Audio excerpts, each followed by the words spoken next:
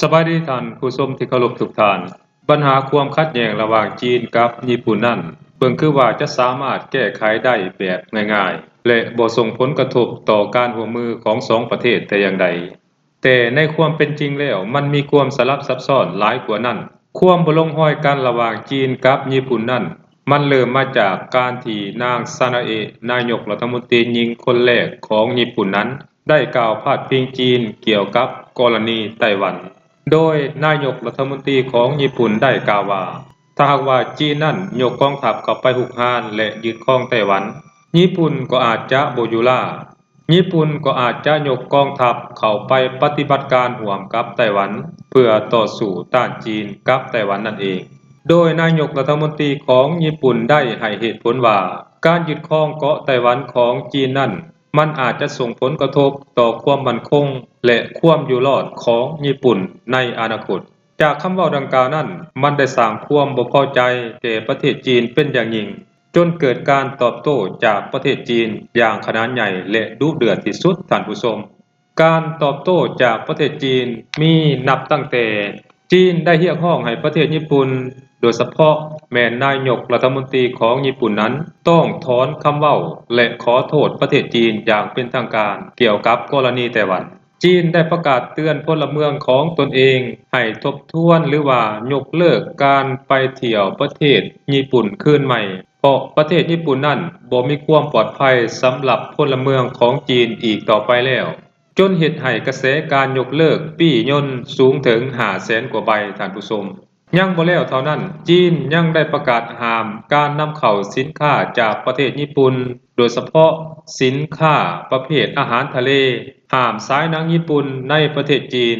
จีนได้ประณามญี่ปุ่นอยู่ที่องค์การสหประชาชาติและยกเลิกการพบปะกันระหว่างนายกรัฐมนตรีของสองประเทศที่กองประชุม G20 ยังบ่แล้วเท่านั้นอีกท่านผู้ชมมาฮอดวันที่24นี้ จีนได้ยกเลิก 12 สายการบินที่บินตรงไปยังประเทศญี่ปุ่นซึ่งได้สร้างความเสียหายให้กับประเทศญี่ปุ่นอย่างหลีกเลี่ยงบ่ได้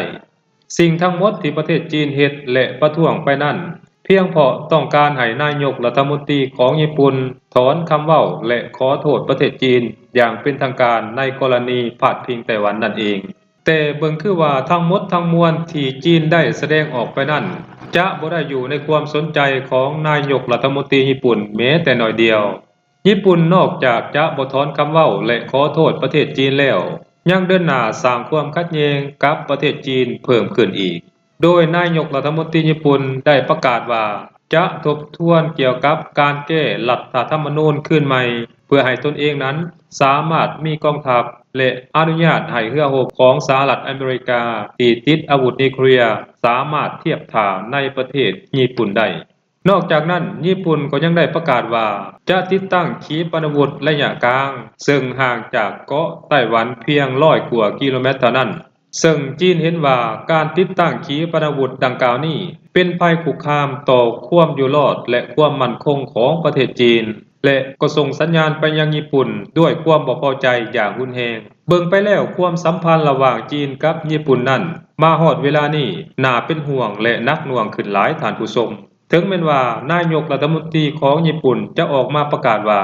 ญี่ปุ่นเปิดกว้างการเจรจาและร่วมมือในทุกมิติกับประเทศจีนก็ตามแต่การกระทำของนายกรัฐมนตรีญี่ปุ่นคนนี้ กับสวนทางกับคำเว้าที่นางได้ปราศัยต่อที่สาธารณะเกี่ยวกับประเทศจีนอย่างสิ้นเชิงท่านผู้ชมสบายดี